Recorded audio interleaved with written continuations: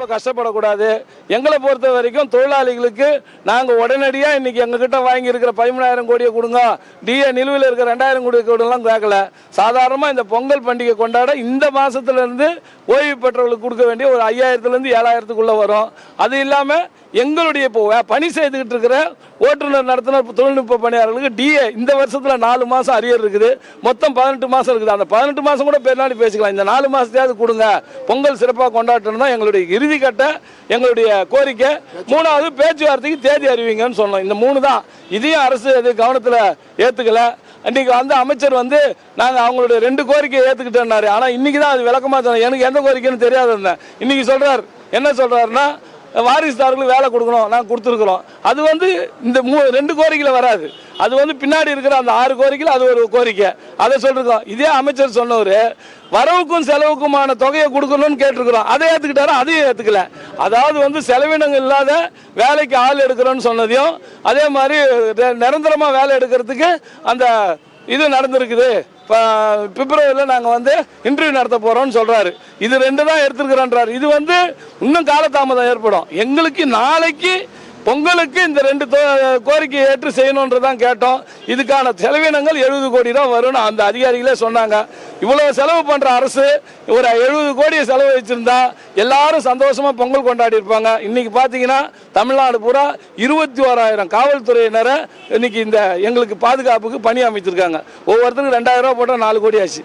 இது அவங்க வேறு வேலை பார்த்துருப்பாங்க. இதெல்லாம் அரசு கவனத்தில் கொள்ளணும். நிறைய டிரைவருங்களை இன்னைக்கு வெளியே இருந்து ஹயர் பண்ணிருக்காங்க, அவங்களுக்கு சம்பளம் கொடுக்கணும்.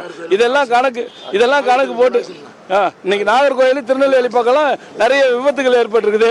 இன்னைக்கு முழுசா அங்கே நீலகிரியில் மழை பெஞ்சதுனால ஒரு வண்டி கூட போகல. எங்கள் ஆளுங்க யாரையும் எடுக்கவும் போகல, ஆளே போகாத வண்டிகள்லாம் ஷெட்லேயே நின்றுது. ஆனால் அங்கே 100% வண்டி ஓடணும், 100% ஓடலை. இதுதான் உண்மை.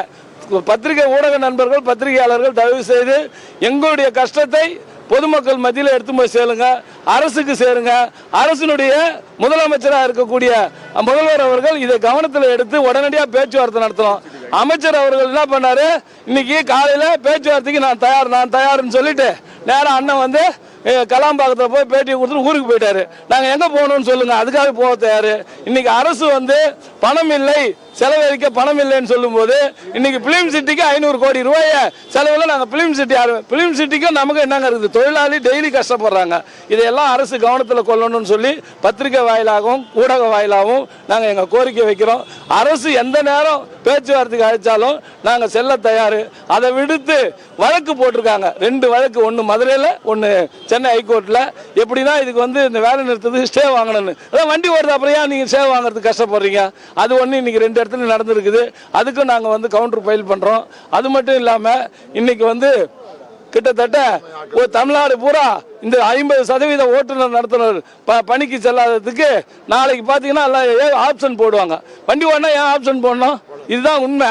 ஆனால் நாளைக்கு காலையில் லிஸ்ட்டு வரும். தமிழ்நாடு பூரா எவ்வளோ டிரைவரு ஆப்ஷன்ட்டு, கண்டக்டர் எவ்வளோ ஆப்ஷன்ட்டு, தொழில்நுட்ப பணியாளர் எவ்வளோ ஆப்ஷன்ட்டுன்னு தெரியும். அதையும் உங்களுக்கு சொல்கிறோம். ஆக இந்த வேலை நிறுத்தம் தொடர்கிறது. நாளைக்கு இதே நிலைமை இருக்கும். இதை விட அதிகமாக வண்டிகள் ஓடுவது குறைந்து விடும். ஏன்னா ஒவ்வொரு தொழிலாளியும் பேசிக்கிட்டு இருக்காங்க, என்னடா இதுவரையிலும் பேசலை, நியாயமாக தானே பேசுகிறாங்க. அதாவது இதில் எந்த விதமான அறிவிப்பு வந்தாலும் அது அதிமுக தொழிற்சங்கத்துக்கோ மற்ற தொழிற்சங்கத்துக்கோ இல்லை, ஒட்டுமொத்த தொழிலாளிக்கு 1,22,000 தொழிலாளிக்கும் 92,000 ஓய்வு பெற்றவர்களுக்கும் பயன்பெறுவார்கள் என்பதுதான் உண்மை. அதுக்கு அரசு செவி சாய்க்க வேண்டும் என்று கேட்டுக்கிறேன்.